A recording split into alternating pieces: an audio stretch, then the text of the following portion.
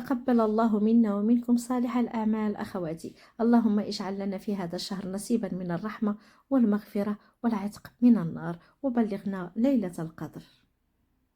السلام عليكم ورحمة الله تعالى وبركاته. نتمنىكم يا ربي دائما تكونوا بخير وعلى خير.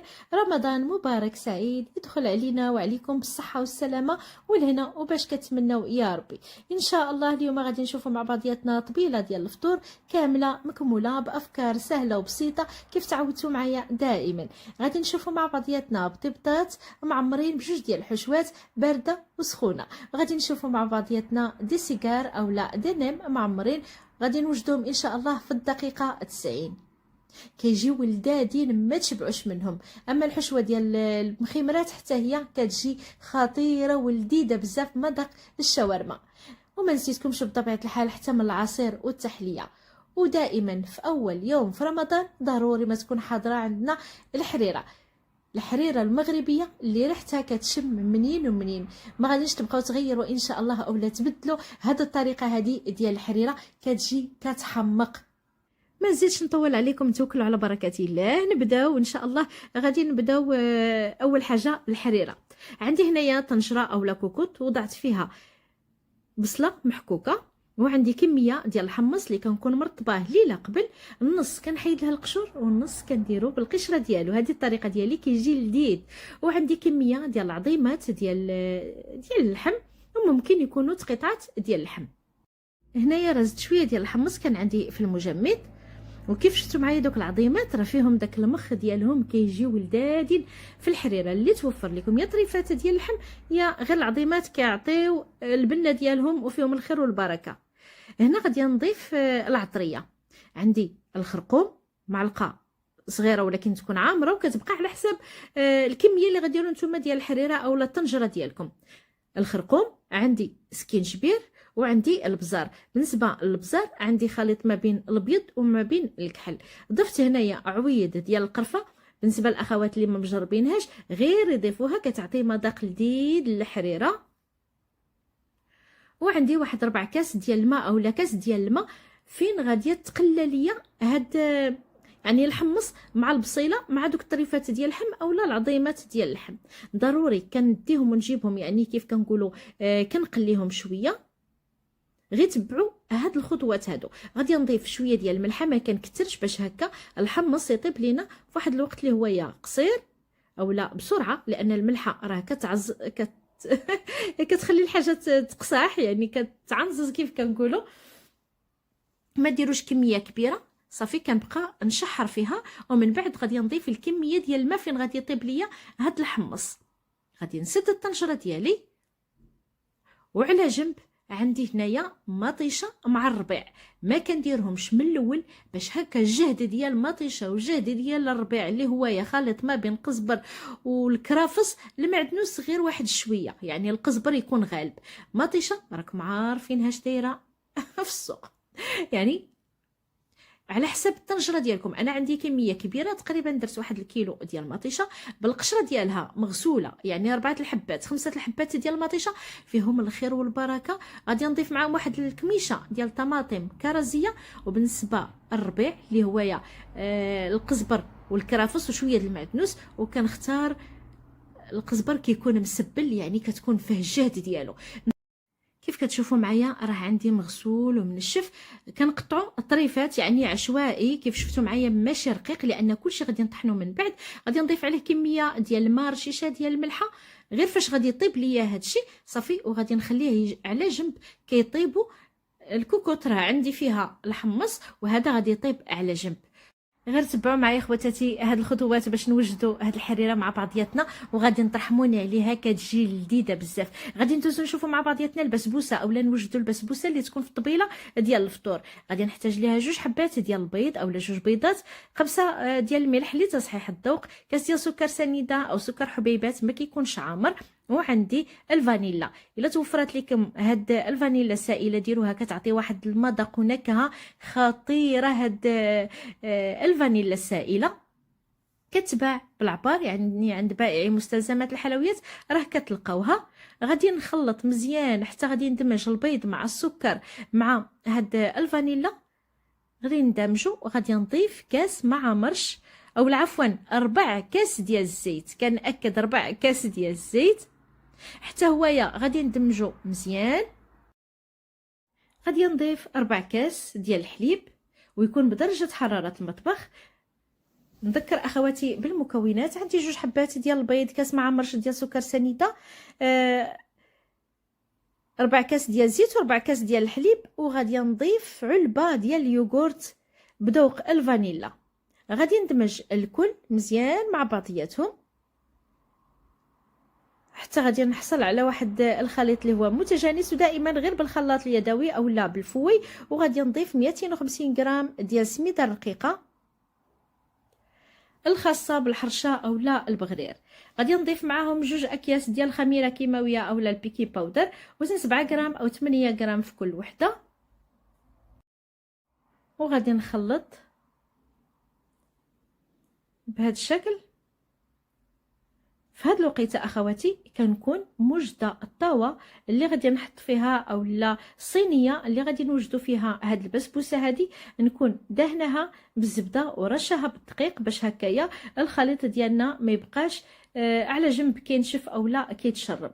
رشيتها بواحد الرشه خفيفه ديال السميده الرقيقه، وغادي نفرغ فيها نصف الكميه، نص ديال هاد الكميه ديال الخليط ديالنا هي اللي غادي نفرغ في هاد القالب هذا، والنصف المتبقي غادي نحتفظ به على جنب. نحاولوا اننا نقادوا القياس، يعني نقسموا الخليط ديالنا على 2. كان خاصني واحد شويه انا ضفته صافي. وغادي ندخل هذا الطاوه هذه الفران اللي كنكون مسخناه من قبل، غير كيدفى الفران كندخلو باش هكا ما تبقاش البسبوسه عندنا على جنب كتنشف. في هذه الوقيته غادي ندوز نوجدوا الكريمه اللي غادي تكون كطبقه في الوسط. عندي فيها نسيترو ديال الحليب، غادي نضيف ليها نص كاس ديال السكر، وعندي 5 المعالق ديال النشا اخواتي، 5 ديال المعالق ديال النشا. هنا اخواتي الا انتبهتوا انني ضفت معلقه اللون ديالها كان اصفر، هذيك البودره الباتيسير، يعني انا غلطت ودرت البودره الباتيسير لانني كنشريهم بالعبار. هنا غادي نبين لكم، شوفوا معي دابا هذه، لان السيد اللي كيبيع هاد مستلزمات الحلويات كتب لي في النشا بودره الباتيسير، وفي البودره الباتيسير دار لي النشا ولكن اكتشفت وصافي وغيرت كل شيء. المهم غير تبعوا معايا الخطوات. وهنا بغيت نخلي لكم هذا المقطع، يعني بالنسبه للاخوات اللي كيشريو البودره الباتيسير والنشا، ممكن انكم تاخذوها من عند السيد اللي كيبيع لنا مستلزمات الحلويات، كتكون فيها واحد الكميه كبيره على العلب ولا الباكيات اللي كنشريو. نكمل لكم بالنسبه للكريمه، فيها نص لتر الحليب، 5 المعالق كبار د النشا، نص كاس ديال السكر. كنوضعوهم فوق النار، يدينا يتحرك ما كنتوقفوش. خارج النار غادي نضيف 2 معالق كبار ديال الزبده، وواحد القطرات اولا 2 معالق كبار ديال ماء الزهر. صدقوني خواتاتي كيعطي واحد المذاق خطير. 2 معالق كبار ديال ماء الزهر، ويكون عندنا ماء زهر اللي كيكون زوين. وغادي نضيف 3 ديال العلب ديال اليوغورت يكون طبيعي بدون سكر. انا هنايا فرغتهم في هاد السلافه، وممكن انكم ديروا حتى بذوق الفانيلا، حتى هو كيجي زوين. هاد الكريمه هذه رائعه ولذيذه بزاف. اللي ما فهمت شي حاجه او لا هذا تخلي لي في تعليق وكنجاوب، راه ما كنتجاهلش انايا تعليق، دائما كنجاوب اخواتي. كنحصلوا على كريمه متجانسه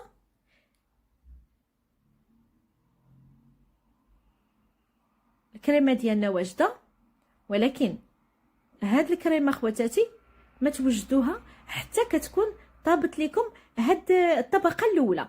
كنطيبوها كيف كنقولوا تبقى مذهبه اولا اللون ديالها مصفر كي كنقولوا. غادي نعاودوا ندخلوها ان شاء الله للفران بالطبقه الثانيه، لان قسمنا الخليط ديالنا ديال السميده اللي فيه السميده، الخليط ديال البسبوسه قسمناه على 2.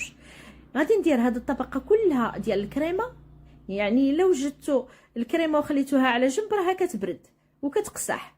هذا هو الهدف، انني نقول لكم دابا ما توجدوها حتى كتخرجوا هاد الطبقه من الفران، كتفرغوها بسرعه وهي باقا سخونه، يعني كتكون متجانسه وكراميه. وزعوها كامله ودخلوها للثلاجه، يعني حتى كتبرد، تحيد منها ديك السخونيه ولا داك البخار، دخلوها للثلاجه حتى كتبرد. وداك الخليط اللي تبقى لكم غتضيفوا معاه واحد 4 كاس ديال الحليب باش كيخفاف لانه كيكون قصح صافي، وديروه كطبقه اخيره. وغادي نترجعوا البسبوسه ديالكم الفران. هنايا البسبوسه ديالي بعد ما طابت، يعني الطبقه اولا الحصه المتبقيه اللي تبقات لي راني وضعتها ودرتها في الفران. هنا كيكون عندكم قطر، يا اما كتكون عندكم البسبوسه بارده والقطر كيكون سخون، والعكس صحيح، اولا القطر سخون والبسبوسه بارده. كتسقيوها، سقيتها بمزيج ما بين الحامض والليمون والسكر والماء، درتهم كيغلاو ويعاودوا صافي، وغادي نخليها على جنب. صدقوني خواتاتي كتشرب مزيان هاد البسبوسه، كتجي معلكه بثلاثه ديال الطبقات خطيره. البسبوسه كنبغيوها تكون حاضره في رمضان اولا في الشهر الفضيل، هكا من التحليات الرمضانيه اللي كنبغيو نغيروا بهم. هنا شويه شويه كنجيو كنبدا ناخذ واحد القطيب وكنبدا نتكها باش كتشرب ليا كامله. ندوز نشوفوا مع بعضياتنا هاد لي سيجار اللي قلت لكم في البدايه في الدقيقه 90 غتوجدوهم. عندي لدان فومي، عندي الجبن، وعندي الفرماج المبشور، يعني الفرماج احمر اللي كيكون محكوك. لدان فومي كتكون الكميه على حسابكم على قياسكم، يعني تقريبا واحد 150 غرام 200 غرام ديال هاد لدان فومي. المذاق ديال هادو كيجيو لذاذين بزاف وما كياخذوش لينا واحد الوقت اللي هو كبير. بالنسبه للدان فومي يا اما كتاخذوا اللي كيكون فيه الابزار، يا اما كيكون عادي هكايا وكنقطعوا مربعات. بالنسبه للجبن تقريبا واحد 2 معالق كبار ديال الجبن. غادي ناخذ هنايا واحد الاناء فاش غادي نخلطهم.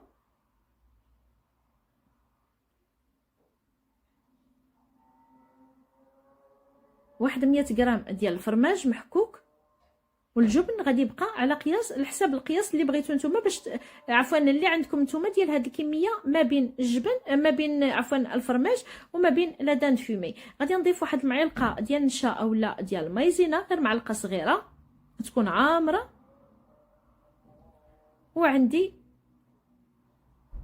حبه ديال البيض، شويه ديال الابزار وشويه ديال الزعتر. ما غاديش نضيف الملح لان عندي لدان فومي مالحه، وعندي هاد الفرماج حتى هو مالح. وغادي نضيفو صفار ديال البيض باش غادي نجمعو هاد لي سيجار هادو. حشوه اللي هي ساهله كيف قلت. ممكن نزيدوا واحد الرشه ديال السودانيه اولا ديال الشطه اللي كيبغي الحار، وممكن تكتفيو غير بالابزار كافي. غادي ندمج مزيان. بالنسبه للجبن ديروا غير معلقه في الاول كبيره، لان منين تبداو تخلطوا عاد يبان لكم ديك صفار البيض. الدور ديالو هو انه يجمع لينا هاد الخليط ديالنا، والنشا كتمص لينا كاع دوك يعني هكا باش ما كيجيونا معلكين خواتاتي. هاد لي سيجار هادو اللي بغا دير مزيج ما بين المرتديلا ولا لانشون او لا اي حاجه عندها، ممكن تكتفي غير بلدان فومي. هنا عندي الورقه اللي غادي نقسمها على 2. اختاريت ان تكون عندي الورقه الكبيره، غادي نقسمها على 2.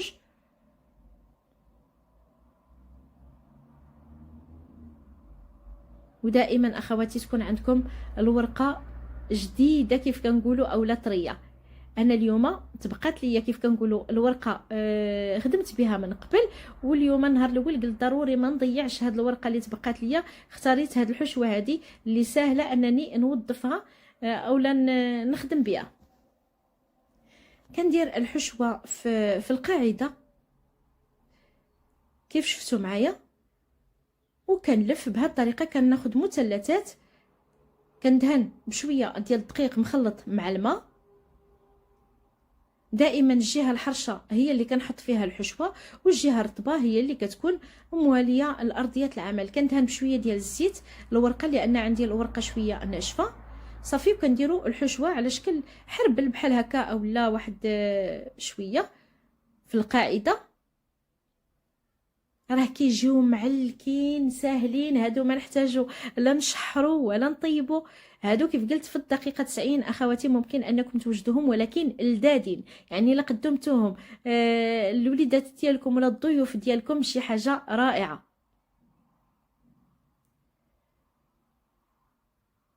كنبقى غدا دائما الاطراف كندير خليط ما بين الدقيق والماء، وكنحط هنا غادي نوجد خلطه اللي غادي نوضعوا فيها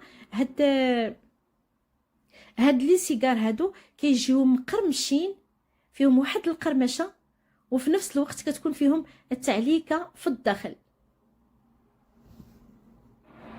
هنا بالنسبه للكميه، راه واخا كيبان لكم الكميه ديال الحشوه قليله، لكن كتخرج لنا كميه كبيره ما شاء الله ديال هاد لي سيجار هادو، وممكن اننا نحتفظوا بهم في المجمد، والوقت اللي بغيناهم كنجبدوهم كنطيبوهم. غادي نشوفوا معايا الطريقه ديال الطياب ديالهم ان شاء الله. بيضه اللي تبقى ليا ضفت عليه بيضه كامله. يعني هذه هي الخلطه اللي غادي نوضعوا فيها هاد القلينطات اولا هاد لي سيجار. غادي نخلط هاد الحبه ديال البيض، وعندي لا شابلور هذه اللي خزلنا مع بعضياتنا، تحضير منزلي. كاينه عندي لا شابلور العاديه واللي من السما. كندير هاد لي سيجار في البيض، ومن بعد كنديروهم في لا شابلور. دائما اليد اللي كنهز بها السيجار اللي كيكون فيه البيض كنهزو باليد الاخرى اللي كتكون نقيه هكايا، باش ما كنهزوش اولا ما كندخلوش داك لا شابلور لعند البيض.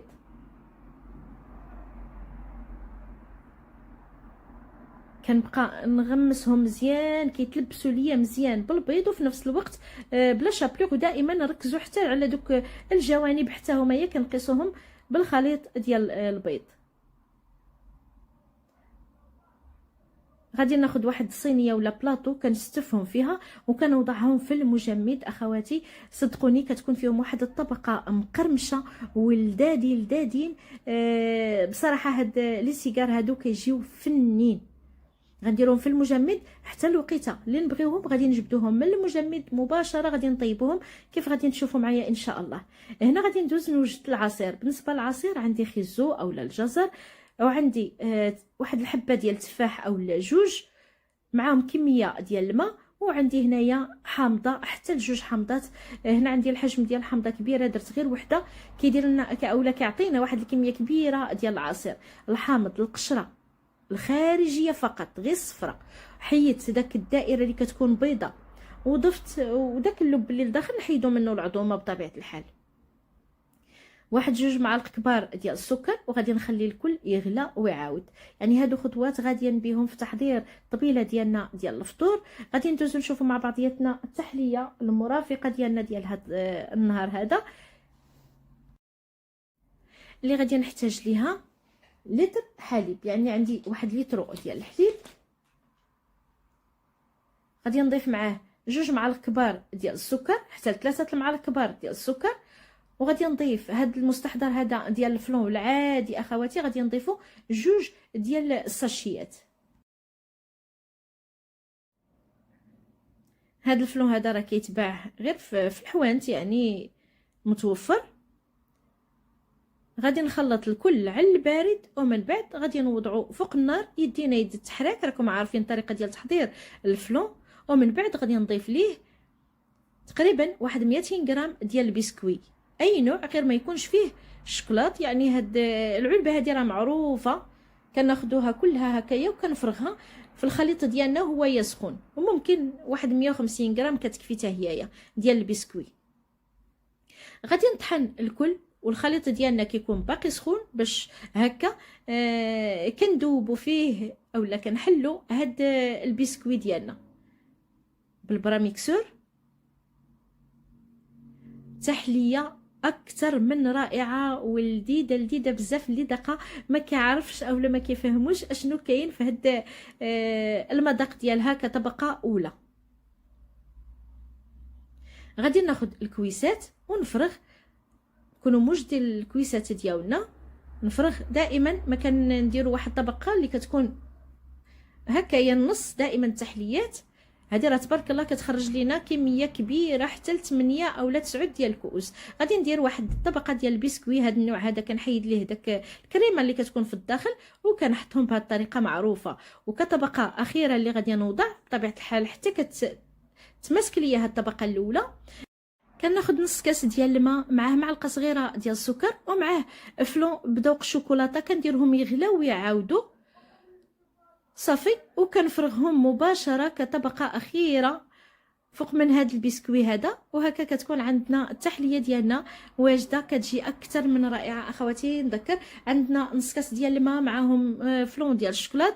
درت الفلون ديال الشوكولات بدون السكر، داكشي علاش درت معلقه صغيره ديال السكر.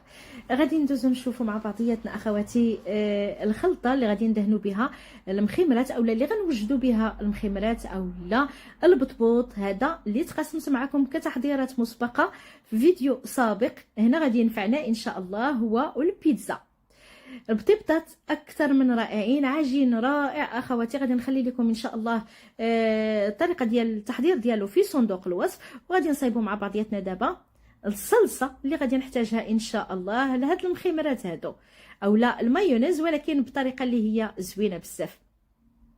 2 حبات ديال البيض معاهم حبه وحده ديال الجبن مثلث، مليحه وشويه ديال الابزار. هاد البطيبطات هادو ضروري يكونوا حاضرين في طبيله ديال الفطور سواء النهار الاول اولا يعني كنحتاجوهم بزاف. داكشي علاش خدمتهم معكم من قبل ودرناهم كتحضير مسبق. معلقه صغيره ديال المطارد عفوا اولا الخردل. وغادي نبقى نضيف شويه بشويه في زيت نباتيه، وممكن يكون مزيج ما بين زيت نباتيه وواحد شويه ديال البلديه الا كانت الزيت حلوه، ما كتكونش الا كانت حاره ما نديروهاش. صافي كنبقى نخدم شويه بشويه وانا كنضيف الزيت حتى غادي نحصل على واحد الصلصه. غادي نقولوا صلصه المايونيز، ولكن غادي تنسموها باش ما بغيتو. اللي بغى دير واحد ضريس ديال الثومه ديرو، اللي بغى دير شويه ديال الكورنيشون محكوك ديرو. هاد الصلصه هذه متعدده الاستعمالات، ممكن غادي نزيدوها غير شويه ديال الكيتشوب وتكون كقاعده انكم تدهنوا بها المخمرات ديالكم اولا البطبوط ديالكم. فاش كنشوف الخليط ديالي بدا كيتقال اولا كيعقد كنحصلوا على صلصه المايونيز اللي كتكون عاقده، صافي غادي نتوقف وغادي نضيف معاها شويه ديال الخل اولا عصير الحامض. خليت الصلصه ديالي على جنب وغادي نديروا التتبيله ديال هاد الدجاج اللي غادي يكون بمذاق الشاورما. عندي شرائح ديال الدجاج مقطعين بشكل طولي رقاق، معاهم سكينجبير، عندي شويه ديال الابزار، وعندي توم بودره، وعندي العطريه ديال الشاورما، شويه ديال المطارد اولا الخردل، طريفات يعني ورقه ديال سيدنا موسى قطعتها طريفات، شويه ديال المطارد.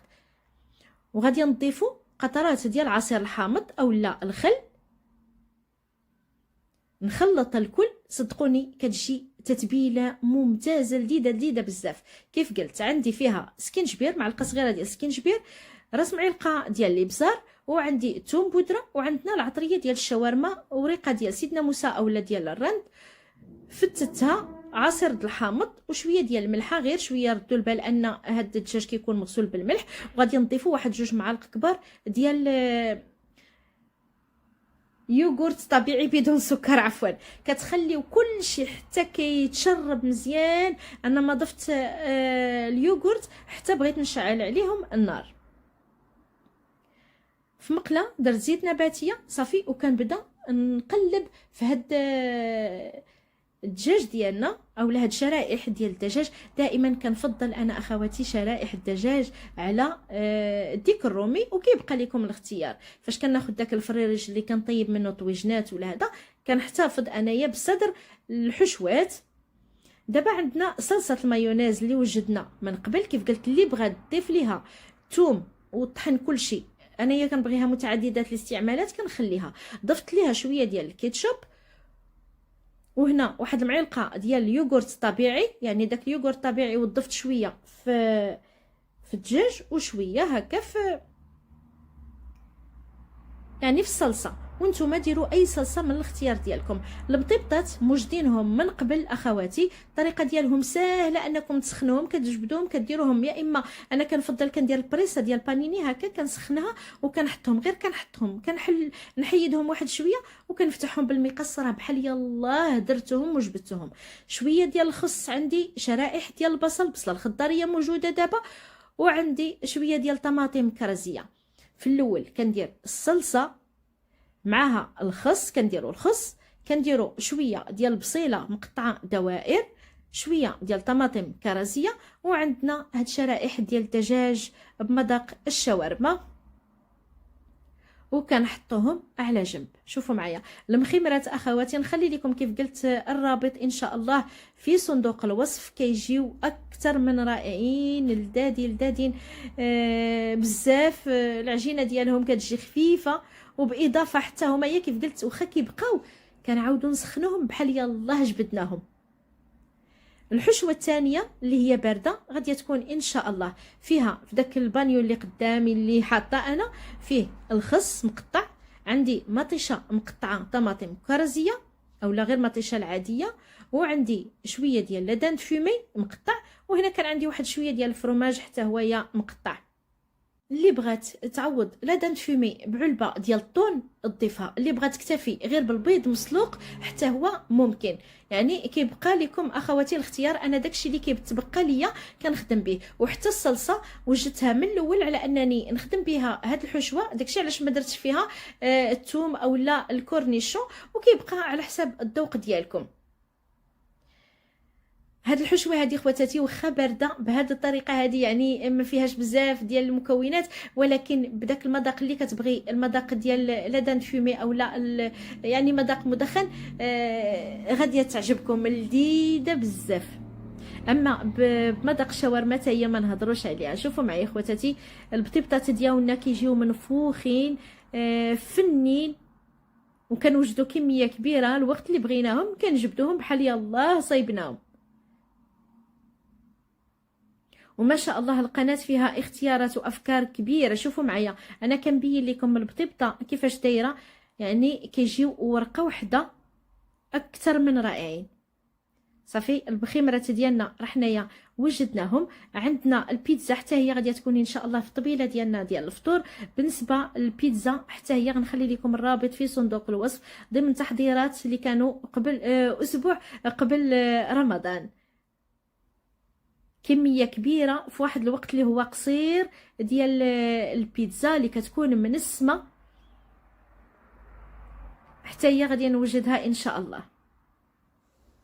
هادشي علاش خواتاتي كنقولوا دائما التحضيرات المسبقه كينفعونا، خصوصا في الاسبوع الاخير. يعني ممكن اننا نوجدوا بحال هاد النوع ديال التحضيرات اللي كتكون فيهم مثلا عجينه البطبوط او لا يعني البطبوط او لا المخامر.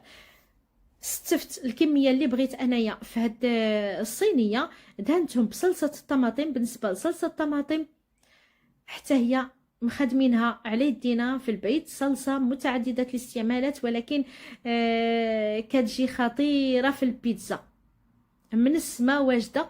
كنحتفظ بها دي باغكات بحال هكايا في الكونجيلاتور، وكنجبدها غير كتغلى وتعاود. عندي الفلفله مقطعه شرائح، بصيله خضراء مقطعه كتعجبني تكون خضراء، وانتم كيبقى لكم الاختيار الا بغيتو تشحروا. كنديروا طبقه ديال الموتزاريلا هي الاولى فوق من صلصه الطماطم، وعندي شويه ديال البصله الخضاريه. دائما نوظفوا الخضر في الوقيته ديالهم، الخضر الموسميه ناخذوها. الفلفله حلوه اختاريت يكونوا عندي حبات صغيورين.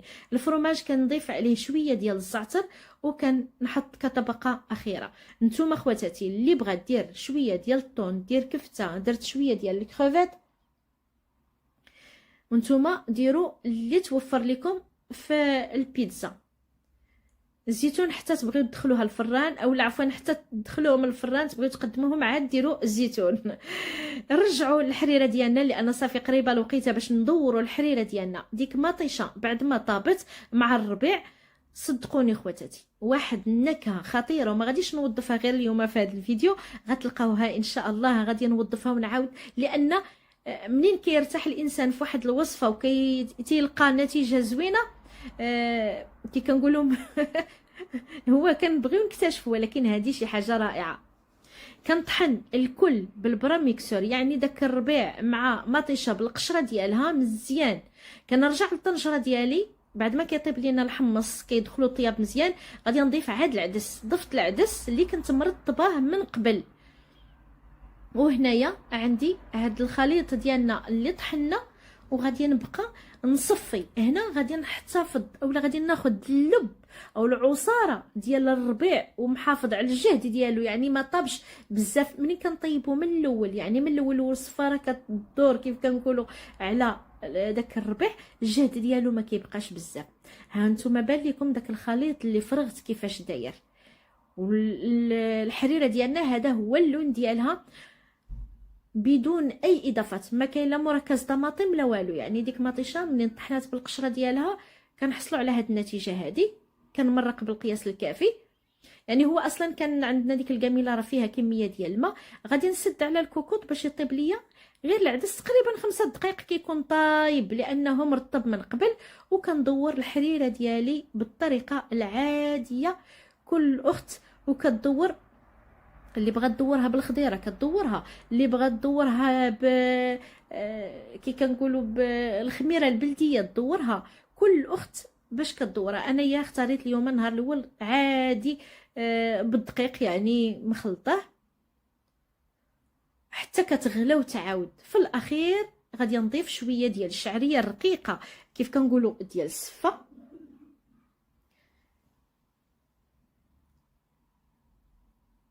صدقوني اخواتي، واحد الحريره كتحمق، وهذه الحريره اللي كنقولوا ريحتها كتشم منين ومنين. انا كنبغي دائما الحريره تكون فيها النص فيه القشره ديال الحمص، والنص ممكن اننا نفسخوه. في الاخير شويه ديال الربيع، الا كان عندكم طري تضيفوه.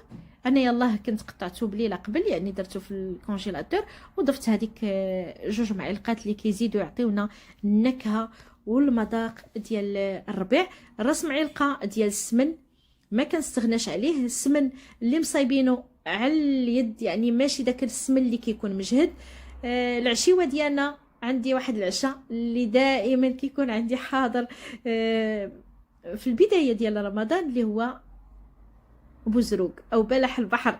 دائما كنتقاسم معكم هاد الوجبه هذه. عندي مطيشه محكوكه، ضفت ليها شويه ديال الربيع معاه الثومه والعطريه، تحميره، شويه ديال الخرقوم وشويه ديال الكمون، غير شويه ديال الكمون ما كنكثرش، شويه ديال الملحه وزيت نباتيه. كيبغي شويه زيت بزايد، يعني ماشي القمران بلح البحر اولا بوزروق كيبغي شويه ديال الزيت تكون زايده كيف كنقولوا.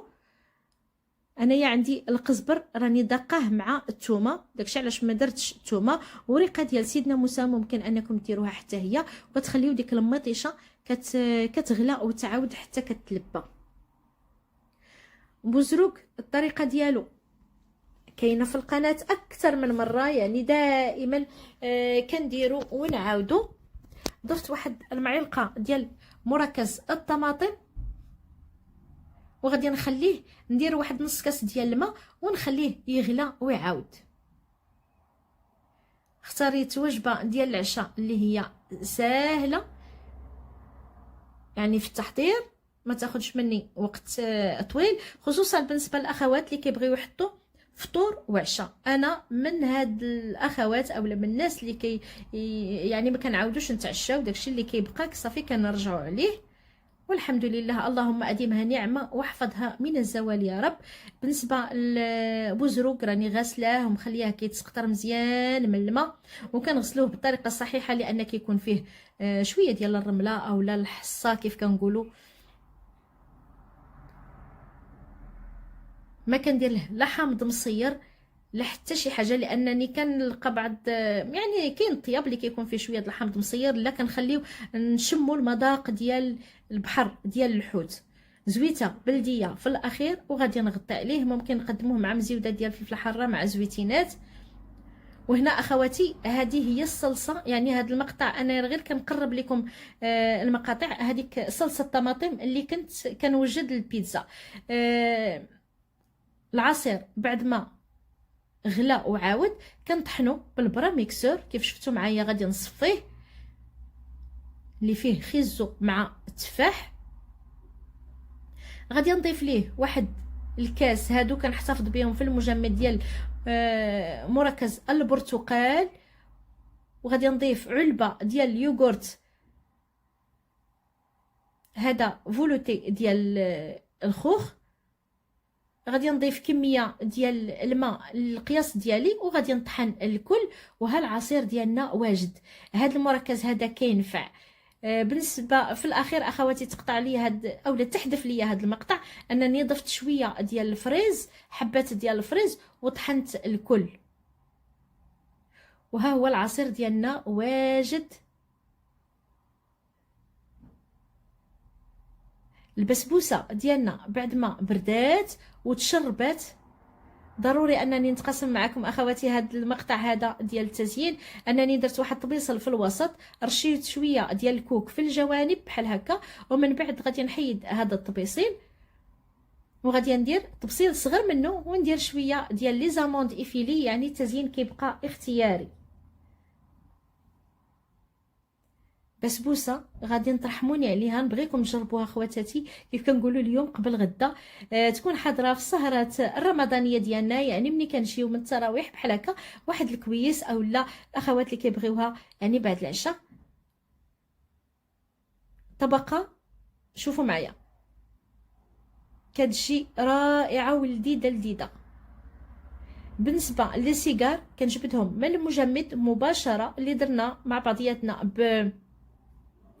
يعني بلا دان فيمي مع الجبن، ما كيطرطقوا ما كيتحلوا ما والو، مباشره من المجمد كنقليوهم. واللي بغى طيبهم في الفران طيبهم. انايا هادو كنبغي يعني مره الا قلينا شي حاجه بحال هكا ما كيشربوا لا زيت لا والو، فيهم ديك الطبقه ديال لا شابلور، فيهم واحد القرمشه خطيره كيجيو لذاذين. نبغيكم خواتاتي انكم تجربوهم فنين، وداك الفرماج كيجي سايح فيهم.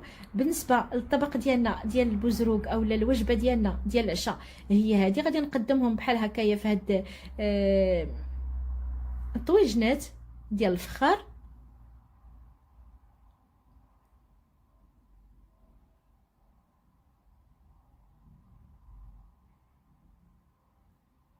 والحريره ديالنا بعد ما وجدات كيكون هذا هو الشكل ديالها بعد ما كطيب. خواتاتي ضروري كيف قلت لكم غير جربوا هذه الطريقه هذه، انكم طيبوا الربيع مع مطيشه، ما ديروهش من الاول، كيعطي نتيجه زوينه وكتجي حريره رائعه. كنتمنى خواتاتي الفيديو ديال اليوم ولا الطبيله اللي تقاسمت معكم تكون نالت استحسانكم. ما تبخلوش عليا بالتشجيعات ديالكم، الله يجازيكم بخير.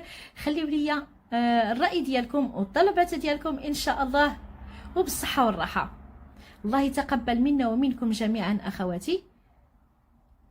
كيف كنقول دائما اي سؤال اي استفسار مرحبا والف مرحبا. كيف كنقول اخواتي دائما طلباتكم اوامر. الطبيله ديالنا كامله مكموله كيف كتشوفوا معايا. البسبوسه اكثر من رائعه، المخمرات معمرين بجوج ديال الحشوات كيجيو ممتازين، والبيتزا ديالنا ولي سيجار تحليه والعصير وحتى العشاء.